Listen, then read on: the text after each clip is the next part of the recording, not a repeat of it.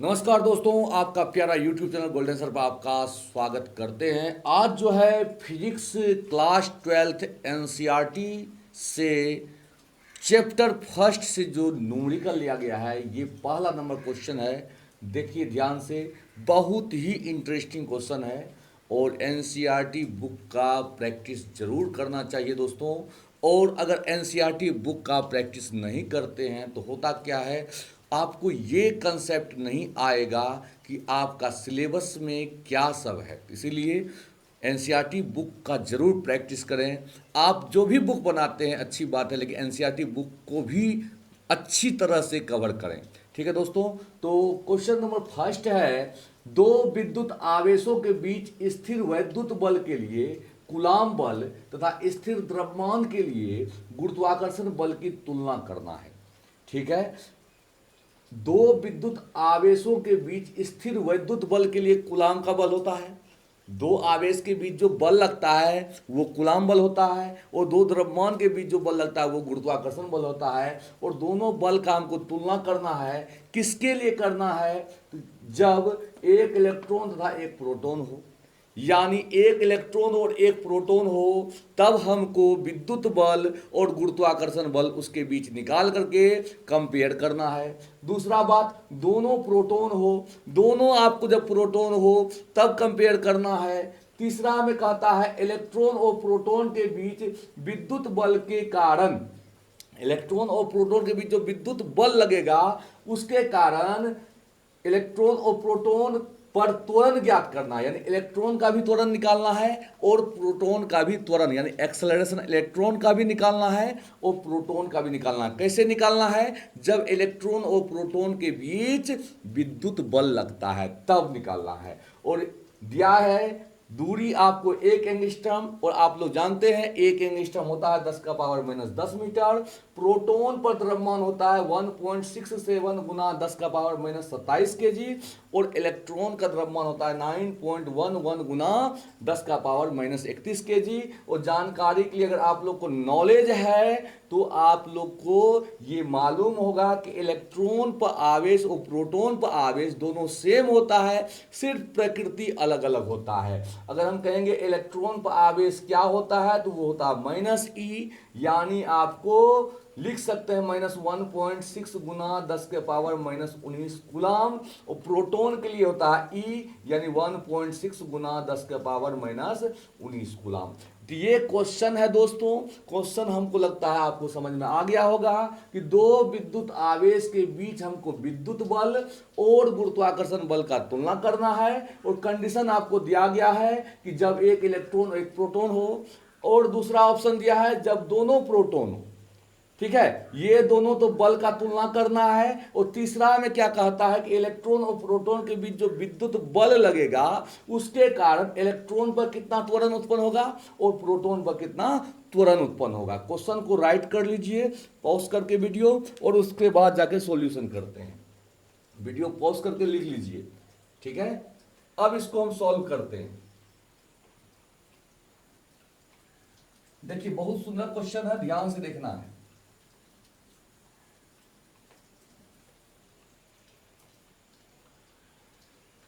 पहले जो है एक इलेक्ट्रॉन था एक प्रोटॉन के बीच जो है हम विद्युत बल और गुरुत्वाकर्षण बल का तुलना करते हैं। एक इलेक्ट्रॉन और एक प्रोटॉन के बीच विद्युत बल और गुरुत्वाकर्षण बल का तुलना करते हैं, यानी एफ ई बटे एफ जी निकालना है। एफ ई हुआ आपको इलेक्ट्रोस्टैटिक्स फोर्स, जिसे हम विद्युत बल या कूलाम बल कहते हैं, और एफ जी हुआ ग्रेविटेशनल फोर्स, जिसे हम गुरुत्वाकर्षण बल या न्यूटन का भी बल कहते हैं। ठीक है, तो एफ ई विद्युत बल का फॉर्मूला आप लोग को पता होगा, 1/4 pi epsilon naught Q1 Q2 बटे आर स्क्वायर होता है। जितना दूरी पर आपको दोनों इलेक्ट्रॉन के बारे में निकालना है ना, दोनों इलेक्ट्रॉन के बारे में निकालना है। पहला कंडीशन क्या है कि आपको सॉरी एक इलेक्ट्रॉन और एक प्रोटॉन के बीच पहले निकालना है, तब दोनों प्रोटॉन के बीच निकालना है। ठीक है, तो शुरुआत करते हैं पहले कहानी। एक इलेक्ट्रॉन है और एक प्रोटॉन है। तो पहले हम फॉर्मूला लिख दिए, विद्युत बल का formula 1/4πε0 Q1 Q2 R square, और गुरुत्वाकर्षण बल का फॉर्मूला था G(m1 m2) बटे R स्क्वायर। अब जो है ये R स्क्वायर कट जाएगा, सेम डिस्टेंस पर एक इलेक्ट्रॉन एक प्रोटॉन है। अब देखिए 1/4πε0 यहां बचा, इसका मान होता है 9 गुना 10 का पावर 9, 9 गुना 10 का पावर 9। Q1, तो Q1 हुआ चार्ज इलेक्ट्रॉन पर और ये होता है ऋणात्मक, तो आप लिख सकते हैं -1.6 गुना 10 के पावर -19। Q2 प्रोटॉन पर चार्ज जो कि होता है धनात्मक, तो गुना 1.6 गुना 10 के पावर -19। अब बटे जी हुआ गुरुत्वाकर्षण नियतांक ग्रेविटेशनल कांस्टेंट, जिसका मान लिखा है 6.67 गुना 10 के पावर -11। M1 हुआ, यहाँ पे इलेक्ट्रॉन और प्रोटॉन का बात हो रहा है, इलेक्ट्रॉन यहाँ है प्रोटॉन यहाँ है और उनके बीच की दूरी r यानी 1 एंगस्ट्रॉम लिए थे, तो r तो दोनों के कटिए गया, तो r का मान बैठाना ही नहीं है। ठीक है, अब कहानी है कि इलेक्ट्रॉन का द्रव्यमान कितना होता है, तो आपको दिया है 9.1 गुना 10 के पावर -31 लिख देना है। प्रोटॉन का द्रव्यमान कितना, तो 1.67 गुना 10 का पावर -27 सबको लिख लीजिए आराम से, वीडियो पॉज करके लिख लीजिए। अब इसका कैलकुलेशन करना है। देखिए इसका मान हुआ 9 गुना 10 का पावर 9। Q1 हुआ चार्ज किसका, इलेक्ट्रॉन का, -1.6 गुना 10 का पावर -19। Q2 प्रोटॉन का चार्ज हुआ 1.6 गुना 10 का पावर -19। G हुआ ग्रेविटेशनल कांस्टेंट, जिसका मान होता है 6.67 गुना 10 का पावर -11। M1 हुआ इलेक्ट्रॉन द्रव्यमान, जिसका मान होता है 9.1 गुना 10 के पावर -31। P हुआ प्रोटॉन द्रव्यमान यानी 1.67 गुना 10 के पावर -27 kg। अब इसको सॉल्व कर लिया जाए दोस्तों, और आसानी से ये सॉल्व हो जाएगा। इसको मिटा देते हैं,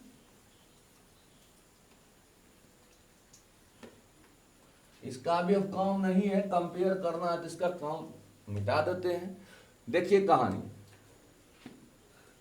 FE बटे FG बराबर, आप देख रहे हैं जो 10 से घात से फ्री है, जिस पर 10 का पावर है उसको तो एक जगह कर लो, और जो 10 के घात से फ्री है उसको एक जगह करो। तो 9 गुना, ये माइनस को आगे कर देते हैं, 1.6 गुना 1.6 गुना 10 के पावर -19 -38 में से 9 गया, -29 बटे इसको और इसको एक जगह कर लो, 6.67 गुना 9.1 गुना 1.67 गुना 10 का पावर जितना है सबको एक जगह कर लीजिए। तो देखो 27, 31, 11 तीनों माइनस में है, तीनों को जोड़ दो, -27 -31 -11, 7 1 8 1 9 और 3 2 5 1 6 -69, 10 के पावर -69 हुआ। ठीक है, इस सब को लिख लीजिए। अब इस तीनों को मल्टीप्लाई कर लीजिएगा, जो आएगा उसको लिख लीजिएगा। जैसे -9 16 16 256 तो 2.56 बटे इसको भी तीनों को मल्टीप्लाई कर लीजिएगा 6.67। थोड़ा सा कैलकुलेशन आप लोगों को करने हम दे देते हैं, 9.1 और 1.67, इसको मल्टीप्लाई करके डिवाइड कर दीजिएगा, यानी भागा कर देना है। और 10 का पावर कितना बचा, तो ये -69 है, ऊपर गया तो प्लस 69 में से 29 घटा दो, -29 और +69। ठीक है, तो सॉल्व करने पर आएगा -9 गुना 2.56, इसको जरूर कर दीजिएगा मल्टीप्लाई करके जो रिजल्ट आएगा वो लिख देना है। और 10 का पावर क्या हो जाएगा, ये हो गया 40।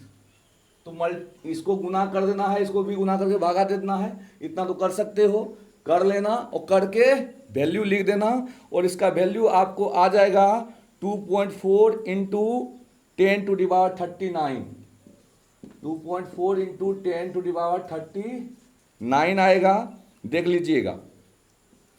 ठीक है, इतना आपको वैल्यू आएगा, इसको कैलकुलेशन करके देख लेना। ठीक, तो ये आपको था जब एक इलेक्ट्रॉन रहे और एक प्रोटॉन रहे, उसके बीच विद्युत बल और गुरुत्वाकर्षण बल का तुलना करना था। ऐसे आप कैलकुलेशन करके इसको भागा तागा दोगे तो ये आ जाएगा। ठीक है, क्वेश्चन नंबर इसी में सेकेंड नंबर था, देख लीजिए, मिटाते हैं इसको। पहला कंडीशन था कि जब एक इलेक्ट्रॉन रहे और एक प्रोटॉन रहे। दूसरा कंडीशन क्या है कि जब दोनों प्रोटॉन रहे। अब देखिए कहानी,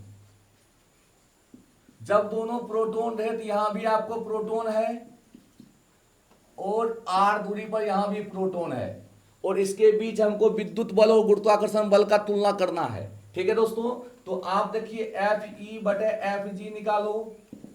फॉर्मूला Fe मतलब विद्युत बल का फॉर्मूला क्या, 1/4 pi epsilon naught Q1 Q2 by R square, ये आपको विद्युत बल का फॉर्मूला होता है।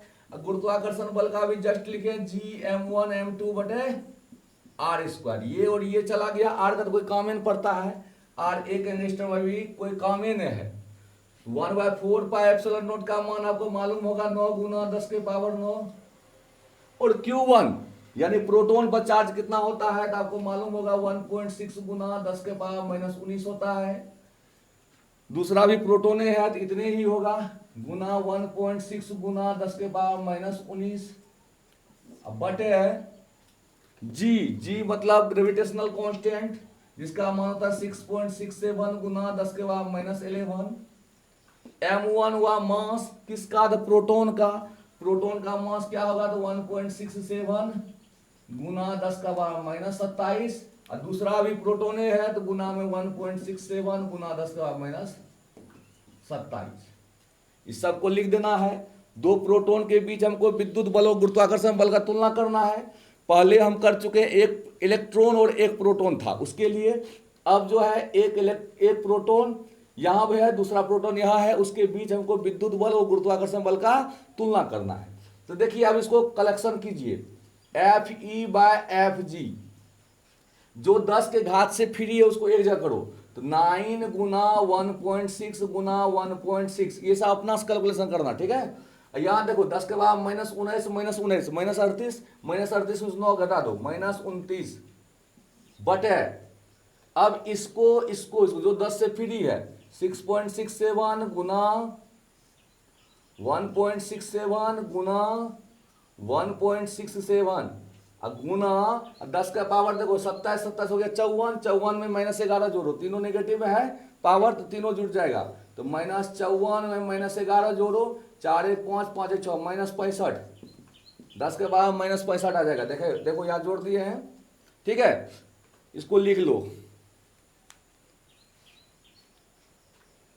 ठीक है, वीडियो पॉज करके लिख लो, वीडियो रोक करके आराम से लिख लो, फिर इसको मिटाते हैं बच्चों।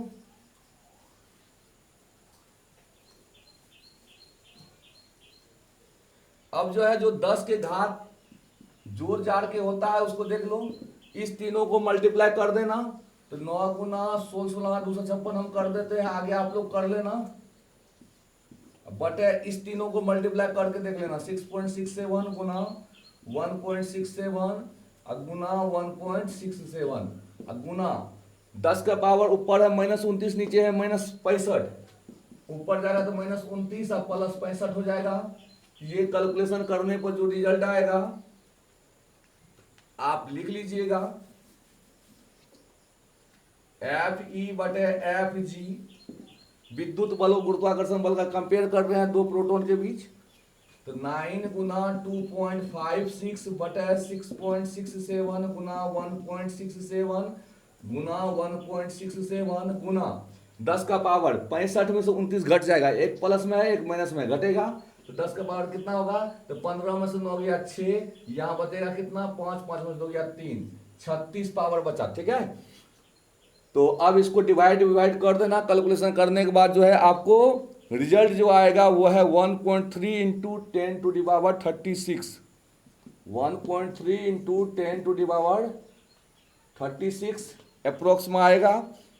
ठीक है, इसको देख लीजिएगा, इतना ही आएगा, ये दोनों गुना कीजिएगा और ये दोनों गुना कीजिएगा, गुना करके भागा दे देना है, ये रिजल्ट आ जाएगा। तो दो प्रोटॉन के बीच विद्युत बल और गुरुत्वाकर्षण बल का मान निकाल लिए।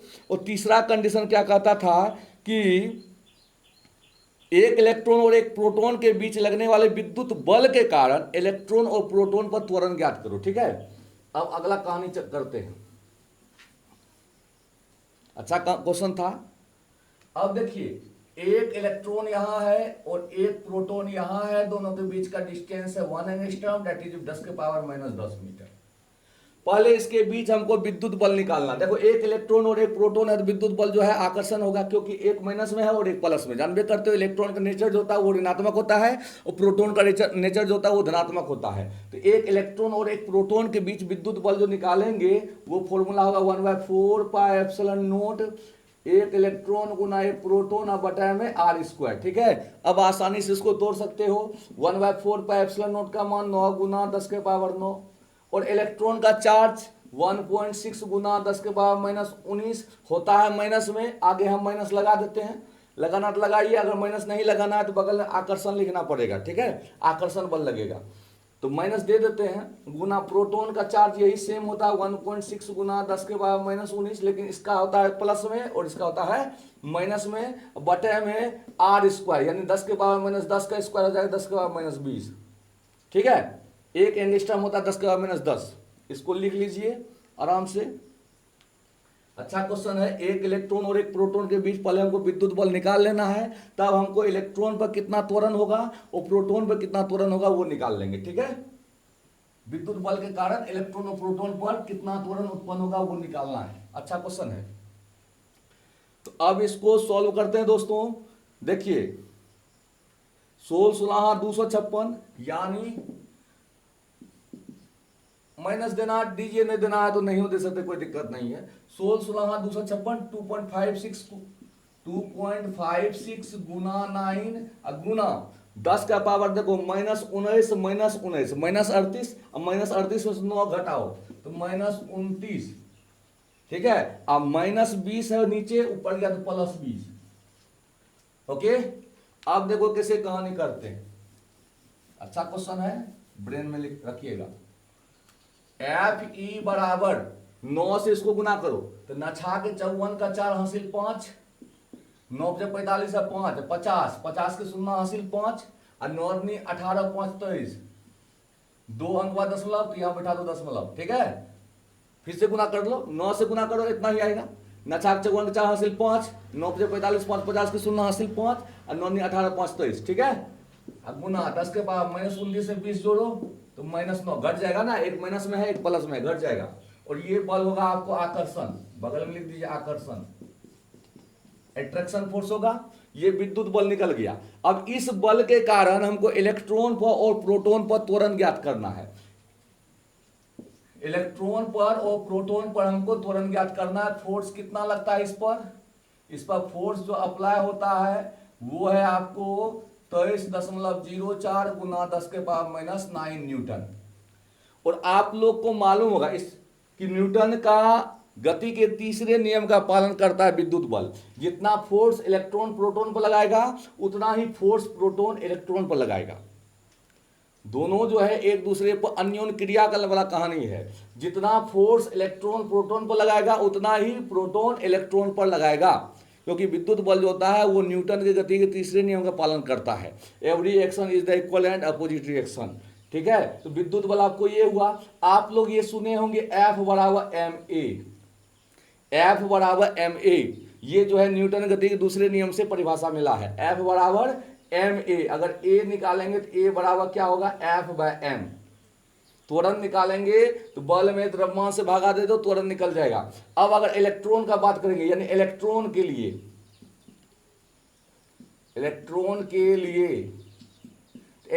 लिए अगर निकालेंगे तो a बराबर, या a1 कर देते हैं, a1 बराबर बल तो वही लेंगे 23.04 गुना 10 का -9। अब बटे द्रव्यमान किसके लिए लेंगे, इलेक्ट्रॉन के लिए ले रहे हैं, इलेक्ट्रॉन को द्रव्यमान से भागा देंगे। अब प्रोटॉन के लिए निकालेंगे तो प्रोटॉन को द्रव्यमान से भागा देंगे। दिमाग में रखिएगा सदैव, इलेक्ट्रॉन के लिए त्वरण निकाल रहे हैं तो इलेक्ट्रॉन को द्रव्यमान से भागा देंगे। अब प्रोटॉन के लिए निकालते तो प्रोटॉन की तरफ मास भागा देंगे, तो हम निकाल रहे इलेक्ट्रॉन के लिए, इलेक्ट्रॉन की तरफ मास भागा दो, कितना होता है 9.1 गुना 10⁻−31। अब इसको जो है आराम से आप भागा दे सकते हो, इतना तो काम कर सकते हो। 23.04 डिवाइड बाई 9.1 गुना ये -31 ऊपर गया तो +31, तो 31 घटा 9, 31 में से 9 घटा देना, यानी 23.04 बाय 9.1 गुना 10⁻31 में से 9 घटाओ 22, ठीक है। और ये त्वरण निकला, त्वरण का मात्रा होता है मीटर पर सेकेंड स्क्वायर, ठीक है। ये आपको आंसर हो गया, भागा दे दीजिएगा, आंसर आ जाएगा इलेक्ट्रॉन के लिए, ठीक है। इसको लिख लीजिए, इलेक्ट्रॉन के लिए निकालना था तो विद्युत बल में इलेक्ट्रॉन की तरफ मास भागा देना है, सॉरी, इलेक्ट्रॉन के लिए निकालना है तो विद्युत बल में किससे भागा देना है, इलेक्ट्रॉन की तरफ मास से। अब निकालो प्रोटॉन का त्वरण, मिटा देते हैं, ठीक। प्रोटॉन के लिए त्वरण, प्रोटॉन के लिए तो दे देते हैं A2 बराबर, बल तो वही लेना है 23.04 गुना 10⁻⁻9, अब बटे प्रोटॉन के लिए ले रहे हैं तो प्रोटॉन की तरफ मास भागा दोगे, कितना आता है, प्रोटॉन की तरफ मास 1.67 गुना 10⁻27 kg, ठीक है।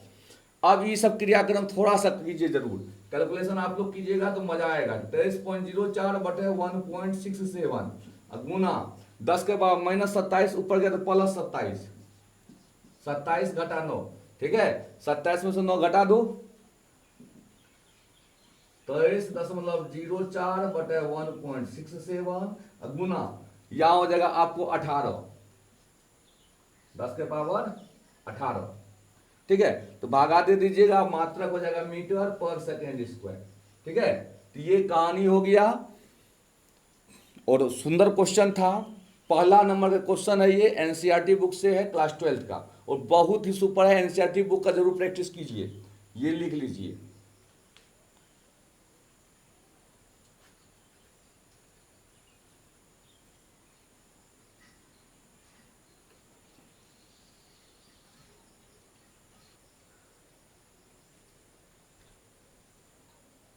आप किसी धातु के गोले को स्पर्श किए बिना कैसे धनावेशित कर सकते हैं। बहुत सुंदर क्वेश्चन है कि बिना स्पर्श किए ही हम किसी भी धातु के गोले को कैसे आवेशित कर सकते हैं, लेकिन यहां धनावेशित है तो धनावेशित कैसे करेंगे ये बात है। तो सर्वप्रथम हम एक चालक गोला लेंगे और उसे एक कुचालक स्टैंड पर रख देंगे। कुचालक स्टैंड पर ये चालक गोला है, इसे हम रख दिए, ठीक है। अब जो है हम एक ऋण आवेशित छड़ को इस गोला के समीप लाएंगे। ऋण आवेशित छड़ जब हम इस गोला के समीप लाएंगे तो प्रेरण के कारण इसके नजदीक जो ऋण आवेश होगा वो क्या होगा, प्रतिकर्षित हो करके दूर चल जाएगा, और जब यहां से इलेक्ट्रॉन प्रतिकर्षित होकर दूर जाएगा तो यहां इलेक्ट्रॉन का क्या होगा, कमी हो जाएगा, जिस कारण से ये हो जाएगा धन आवेशित और ये बन गया ऋण आवेशित। ये पृष्ठ धन आवेशित क्यों हुआ, क्योंकि प्रतिकर्षित होकर के इलेक्ट्रॉन उस साइड जमा हो गया, प्रतिकर्षित होकर के इधर का इलेक्ट्रॉन किधर चला गया, इस साइड, जिस कारण इस साइड इलेक्ट्रॉन का कमी हुआ, और इलेक्ट्रॉन की कमी होने से धनावेशित होता है और इलेक्ट्रॉन की वृद्धि होने से ऋणावेशित होता है। इसलिए इस साइड हो गया ऋण आवेशित और इस साइड हो गया धन आवेशित। क्यों, क्योंकि हम एक ऋण आवेशित छड़ को इसके समीप लाए, जबकि ये अनावेशित था। अनावेशित है तो इसके चारों ओर इलेक्ट्रॉन है फैला हुआ। अब क्या करते हैं, हम ऋणावेशित छड़ लाते हैं और ऐसे नजदीक लाते हैं। तो नजदीक जैसे लाते हैं इस अनावेशित छड़ के समीप एक ऋणावेशित छड़ को, तो क्या होता है कहानी, इसके समीप का इलेक्ट्रॉन जो है वो इससे दूर भाग जाएगा प्रतिकर्षण बल के कारण। तो इधर क्या होगा, इलेक्ट्रॉन कम हो जाएगा। इलेक्ट्रॉन कम होने के कारण इधर आपको हो गया धन आवेशित, और जिधर इलेक्ट्रॉन ज्यादा हुआ उधर हो गया ऋण आवेशित। तो बिना स्पर्श किए ही हुआ कहानी। अब क्या करना है, इस गोला में हम फिर अर्थ जोड़ देंगे, इस तरफ अर्थ जोड़ देते हैं। अर्थ जैसे जोड़ेंगे तो क्या कहानी होगा, ये इलेक्ट्रॉन जो है वो आपको अर्थ में चला जाएगा। इधर तो आपको इलेक्ट्रॉन कमी हुआ इसलिए धनावेशित है, और इधर का इलेक्ट्रॉन तो बहुत सारा जमा हो गया। तो जैसे ही हम इधर अर्थ जोड़े, इस गोला में अर्थ कनेक्ट किए, तो वैसे ही सभी इलेक्ट्रॉन क्या होगा, इस अर्थ में डिस्चार्ज हो जाएगा। यानी इधर का दूसरा जो चित्र, अगर ये पहला चित्र हुआ कि हम पहले एक स्टैंड पर एक सुचालक यानी चालक गोला ले लिए। दूसरा कहानी क्या हुआ, उस गोला के समीप हम एक ऋण आवेशित छड़ ले गए, जिसके कारण इसके समीप वाला जो पृष्ठ है वहां पर इलेक्ट्रॉन प्रतिकर्षित होकर के दूर वाला पृष्ठ पर चला गया, जिससे इस साइड जो है इलेक्ट्रॉन का कमी हो गया, और इलेक्ट्रॉन की कमी होने से जो है ये सीधा धनात्मक हो गया, और जिधर इलेक्ट्रॉन वृद्धि हुआ वो सीधा ऋणात्मक हो गया। फिर क्या करेंगे, अर्थ से इसको जोड़ देंगे। अर्थ से जोड़ेंगे तो ये इलेक्ट्रॉन क्या चल जाएगा, किस में चल जाएगा, ये इलेक्ट्रॉन सब पृथ्वी में डिस्चार्ज हो जाएगा। यानी तीसरा फिगर ये बन गया। जैसे ही अर्थ से जोड़े तो इलेक्ट्रॉन जो इधर जमा था सब कहां चला गया, वो सब डिस्चार्ज हो गया आपको किस में, अर्थ में डिस्चार्ज हो गया। अब क्या करना है, अब इसको हटा देना है, सॉरी डिस्चार्ज हो गया। अब क्या करना, अब अर्थ से कनेक्शन हटा देना है। तो अर्थ से कनेक्शन हटा देना है तो ऐसे ही रहेगा, क्योंकि यहां पर तो आपको इलेक्ट्रॉन कमी है इसलिए ये धन आवेश है, और यहां का सब इलेक्ट्रॉन चला गया अर्थ में, जिसका वहां इलेक्ट्रॉन बचा ही नहीं, खाली खाली रह गया। समझे बात कि नहीं। अब क्या करना है, अर्थ से इसका कनेक्शन हटा दिए। अर्थ से जब कनेक्शन हटाए तो इस प्रकार का आपको चित्र प्राप्त होगा, समझे। अब फिर जाके क्या करना है, इस जो ऋणावेशी छड़ को हम लाए थे इधर, इसको भी हटा देंगे। ऋणावेशी छड़ को जैसे हम यहां से हटाएंगे, ये आवेश जितना यहां जमा था वो पूरे चालक पर फैल जाएगा, समान रूप से फैल जाएगा। समझ में आया बात, चालक पर समान रूप से जितना आवेश यहां था सब आवेश पूरे चालक पर फैल जाएगा, जिससे ये चालक क्या हो गया, धनावेशित हो गया। समझ में आया कि नहीं आया, फिर से समझिए। सर्वप्रथम हम एक कुचालक स्टैंड पर एक चालक गोला लेंगे, उस गोला के समीप एक ऋण आवेशित छड़ ले जाएंगे। प्रेरण के कारण इसके समीप वाला पृष्ठ जो है विपरीत प्रकृति का, दूर वाला समान प्रकृति हो जाता है। और इसका दूसरा कारण क्या है, यहां पर जो इलेक्ट्रॉन जमा था प्रतिकर्षण कारण ये दूर भाग गया, दूर भागा तो इधर हो गया इलेक्ट्रॉन, ठीक है, इधर हो गया इलेक्ट्रॉन। इधर इलेक्ट्रॉन क्या हो गया, कमी। इलेक्ट्रॉन कमी होने का इधर क्या हो गया, धन आवेश। इधर इलेक्ट्रॉन वृद्धि होने से क्या हुआ, ऋण आवेश। अब क्या करना है, फिर अर्थ से इसको जोड़ देना है। तो अर्थ से जैसे जोड़ोगे तो इलेक्ट्रॉन कहां चला गया, सब अर्थ में चला गया। अर्थ से जैसे जोड़ोगे तो सभी इलेक्ट्रॉन किस में चल जाएगा, अर्थ में चल जाएगा। तो अर्थ में जाएगा तो ये सभी इलेक्ट्रॉन अर्थ में चला गया, तो फिनिश हो गया यहां से इलेक्ट्रॉन। समझे कि नहीं, यहां पर इलेक्ट्रॉन कमी है ही, जिस कारण से ये धनावेशित है। समझ में आया बात, इलेक्ट्रॉन की कमी होने के कारण यहाँ क्या हो गया, धनावेशित। और यहाँ जो इलेक्ट्रॉन जमा था इस सब चला गया अर्थ में। अब अर्थ से हम कनेक्शन हटा देंगे, जब अर्थ में सब इलेक्ट्रॉन चल जाएगा तो अर्थ से हम कनेक्शन हटा देंगे। अर्थ से जब कनेक्शन हटाएंगे तो यहाँ पर धन आवेश तो फैला हुआ है, इधर का जो ऋण आवेश था वो सब चला गया आपको अर्थ में। अब फिर क्या करना है, इसको अर्थ से जब कनेक्शन हटा दिए तो ऐसा आपको व्यवस्था प्राप्त होगा। अब फिर इसको ऋणावेशित छड़ को भी हटा देंगे। ऋणावेशित छड़ को जैसे ही हटाएंगे तो ये जो धन आवेश यहां था वो धीरे धीरे धीरे चारों तरफ फैल जाएगा, जिस प्रकार से इस प्रकार से व्यवस्था आपको मिलेगा। तो हम ये देखें कि कोई भी चालक गोला लिए उसको बिना स्पर्श किए हम धनावेशित कर दिए। अगर हमको धनावेशित करना था तो ऋण आवेशित छड़ लाए, अगर हमको ऋणावेशित करना था तो धन आवेशित छड़ लाते। ठीक है, सिंपल कहानी था, दिमाग में आ गया बात। नेक्स्ट क्वेश्चन देखते हैं।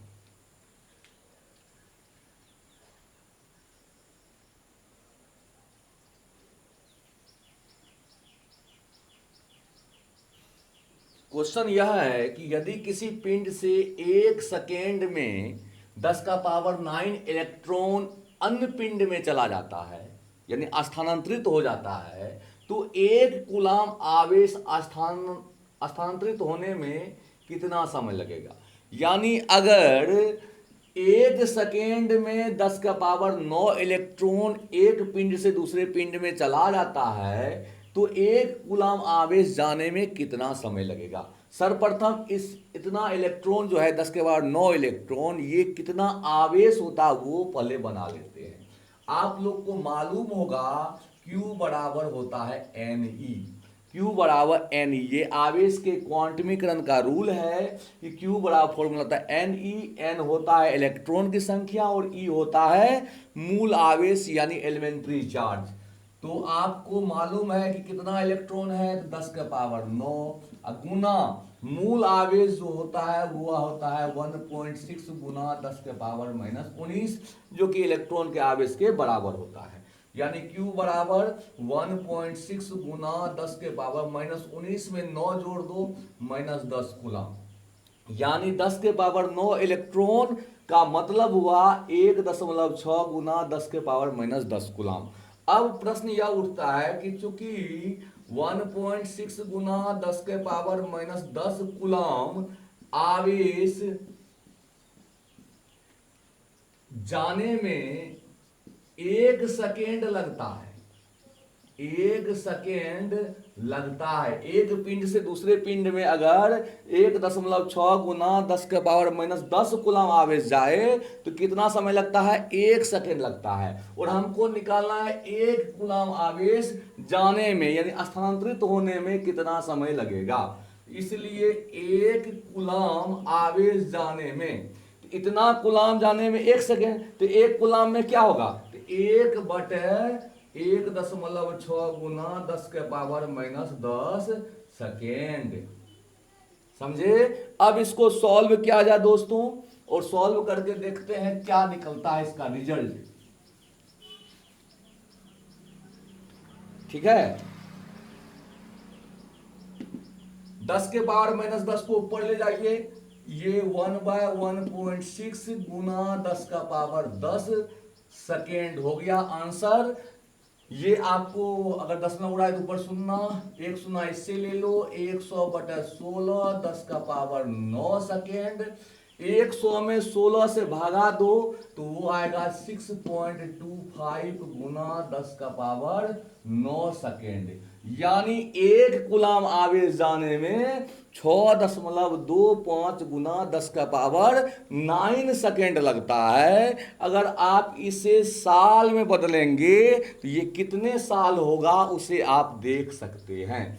1 कूलाम आवेश जाने में एक वस्तु से दूसरे वस्तु में अगर 1 कूलाम आवेश जा रहा है तो 6.25 गुना 10⁻9 सेकेंड लगता है। अगर इसको हम वर्ष में बदलें कि कितना वर्ष होता है तो देख लेते हैं कितना होता है। इसको मिटा देते हैं बच्चों, वीडियो पॉज करके इसे लिख लीजिएगा।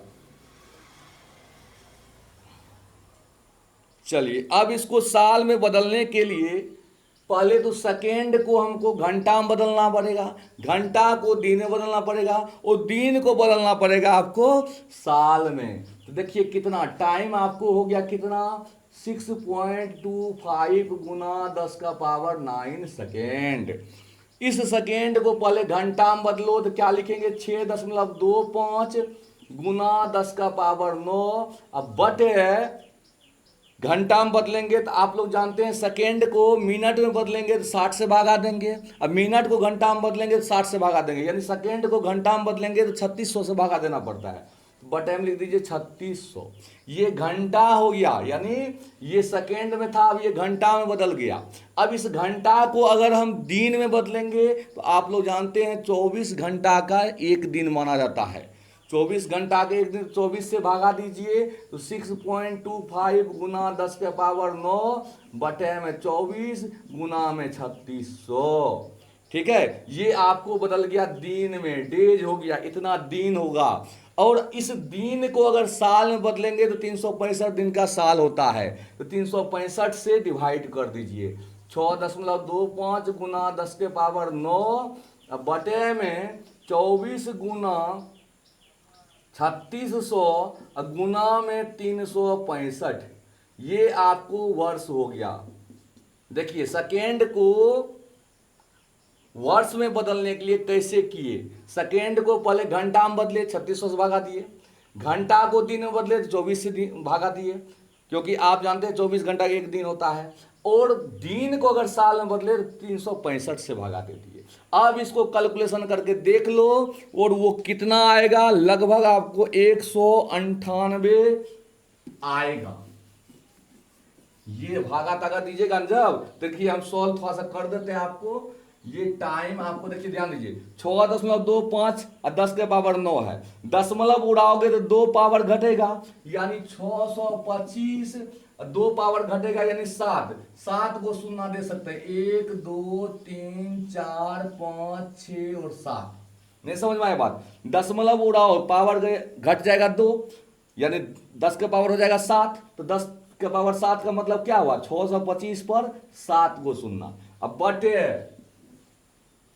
24 गुना 3600 गुना 365, फिर 2 शून्य काट दो, टी बराबर 625 पर कैगो शून्य बच गया, 2 2 4 1 5 तो 1 2 3 4 5 बटे 24 गुना 36 गुना 365, ये भागा दीजिएगा तो लगभग 198 वर्ष निकल जाएगा।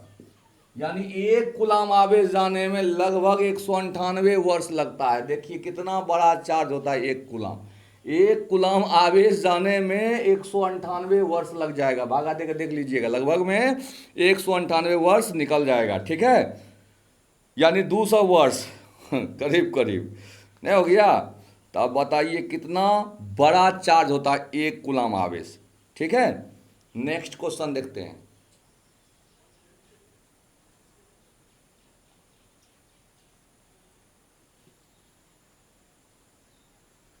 देखिए दोस्तों, क्वेश्चन नंबर 4 है, एक कप जल में कितने धन तथा ऋण आवेश होता है।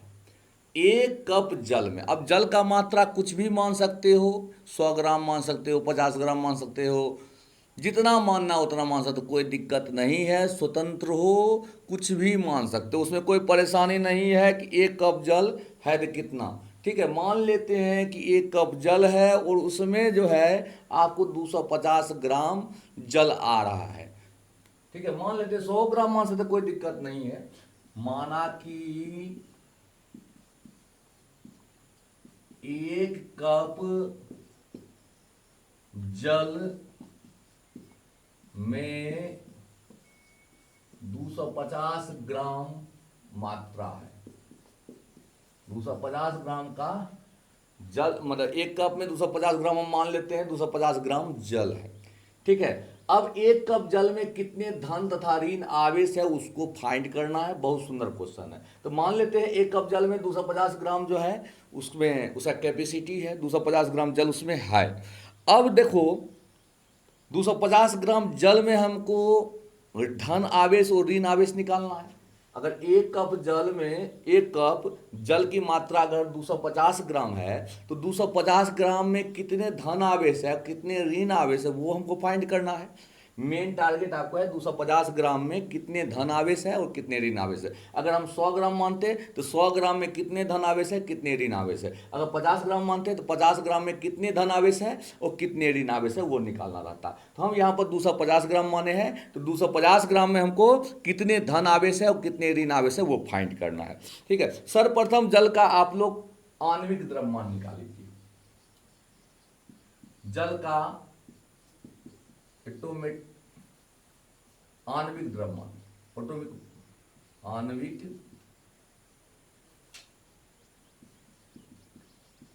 एटॉमिक मास, जल का एटॉमिक मास, आणविक द्रव्यमान। और आप लोग जानते हैं जल का सूत्र होता है H2O, जल का सूत्र होता है H2O। हाइड्रोजन का द्रव्यमान होता है 1, हाइड्रोजन का एक परमाणु है तो 1 गुना 2 हो गया 2। ऑक्सीजन का एक परमाणु है, तो ऑक्सीजन का एक परमाणु है जल के एक अणु में, तो ऑक्सीजन का एक परमाणु है ऑक्सीजन का द्रव्यमान होता है कितना, तो 16 होता है। एक ठो है तो एक 16 दे देंगे। फिर से समझिए, हाइड्रोजन का एक परमाणु का एटॉमिक मास होता है एक, लगभग में। तो है कितना, दो परमाणु, तो दो गुना एक हुआ दो। ऑक्सीजन का कितना होता है एटॉमिक मास, तो होता है 16, तो लिख दिए 16, 16 जो दो हो गया 18 ग्राम। ठीक है, जल का एटॉमिक मास हो गया 18 ग्राम। अब देखिए कहानी, आप लोग पढ़े होंगे कि 18 ग्राम जल में अणुओं की संख्या, अणुओं की संख्या, ये जो है जितना एटॉमिक मास निकलेगा, सभी पदार्थ, सभी आपको यौगिक ले लो, जितना एटॉमिक मास निकलेगा उतना में अणु की संख्या जो होता है वो एवोगाड्रो नंबर के बराबर होता है। और एवोगाड्रो नंबर आप लोग को याद होगा 6.02 गुना 10 के पावर 23, 6.02 गुना 10 के पावर 23। 18 ग्राम जल में अणुओं की संख्या जो है वो होगा 6.02 गुना 10 के पावर 23। समझे, दिमाग में रखिएगा, जितना एटॉमिक मास निकलता है उतना ग्राम में अणु की संख्या जो है वो एवोगाड्रो नंबर के बराबर होता है। ठीक है, जैसे हम CO2 का बात करते हैं, CO2, तो कार्बन का आपको द्रव्यमान जानते हैं, एटॉमिक द्रव्यमान कितना होता है, कार्बन का 12 और ऑक्सीजन का होता है 16, तो 16 दूना 32, जोड़िए 2 2 4 3 1 4, 44 ग्राम। तो आप देखो 44 ग्राम CO2 में, CO2 है ना, तो 44 ग्राम CO2 में अणु की संख्या जो होगा वो इतना होगा, एवोगाड्रो नंबर के बराबर होगा। समझे बात, जितना आपको एटॉमिक मास निकलेगा उतना ग्राम में अणु की संख्या जो है वो एवोगाड्रो नंबर के बराबर होता है, चाहे वो आप कोई भी यौगिक ले लो, कोई दिक्कत नहीं है। तो 18 ग्राम जल में अणु की संख्या है इतना, इसलिए 1 ग्राम जल में अणु की संख्या क्या हो जाएगा, तो 6.02 गुना 10 के पावर 23 आप बटे में 18। 18 ग्राम में अगर इतना है तो 1 ग्राम में कितना होगा, 18 से भागा, इसलिए कितना ग्राम का बात हो रहा है, 250। इसलिए 250 ग्राम जल में अणु की संख्या, तो क्या हो जाएगा 6.02 गुना 10 के पावर 23 बटे 18 गुना में 250। नहीं समझे, 1 ग्राम में इतना अणु, तो 250 ग्राम में क्या, 250 से गुना कर दो, तो इतना हो गया आपको अणु। 250 ग्राम जल में अणु की संख्या 6.02 गुना 10 के पावर 23 गुना 250 बटे 18। ठीक है, अब आगे की प्रक्रिया करते हैं, हमको धन और ऋण आवेश निकालना है, और धन और ऋण आवेश तब निकलेगा जब हमको इलेक्ट्रॉन और प्रोटॉन के बारे में नॉलेज होगा। ठीक है, अब आगे बढ़ते हैं।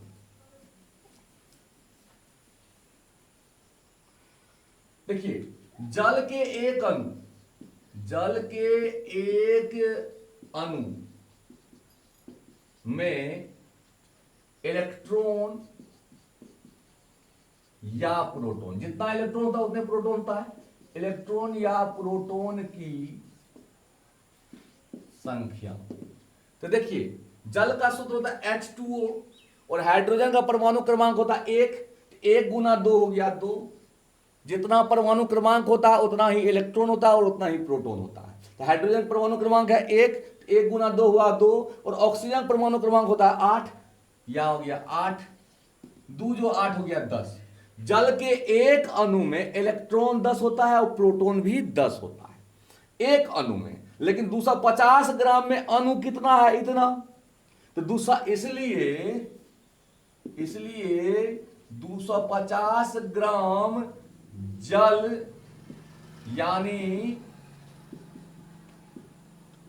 6.02 गुना 10 के पावर 23 गुना 250 बटे 18 अणुओं में इलेक्ट्रॉन या प्रोटॉन की संख्या, अणुओं में इलेक्ट्रॉन या प्रोटॉन की संख्या। तो देखिए, एक अणु में है 10 इलेक्ट्रॉन 10 प्रोटॉन, और 250 ग्राम जल, यानी इतना अणु में कितना इलेक्ट्रॉन प्रोटॉन होगा? तो एक अणु में 10, तो इतना अणु में कितना? तो 10 से गुना। तो क्या लिखेंगे? 6.02 गुना 10 के पावर 23 गुना 250 बटे 18 गुना में दे दो 10, क्योंकि एक अणु में है 10 इलेक्ट्रॉन 10 प्रोटॉन। तो आपको इतना अणु में कितना होगा? तो 10 से गुना कर दो, तो आपको रिजल्ट देखिए क्या आएगा? 6.02 गुना 250 बटे 18 गुना 10 के पावर 23, ये एक 10 के पावर हो गया 24। इतना आपको इलेक्ट्रॉन की संख्या और प्रोटॉन की संख्या, यानी जितना इलेक्ट्रॉन उतने होता है प्रोटॉन, ये लिख लो। लिख लिए? इलेक्ट्रॉन या प्रोटॉन की संख्या एक कप जल में आपको इतना हुआ 6.02 गुना 250 बटा 18 गुना 10 के पावर 24। इतना आपको संख्या निकला।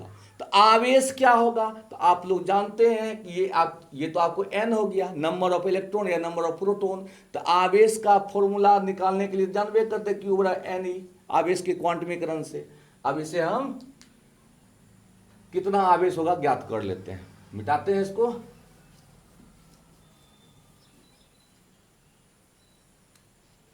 इसलिए 250 ग्राम जल में धन तथा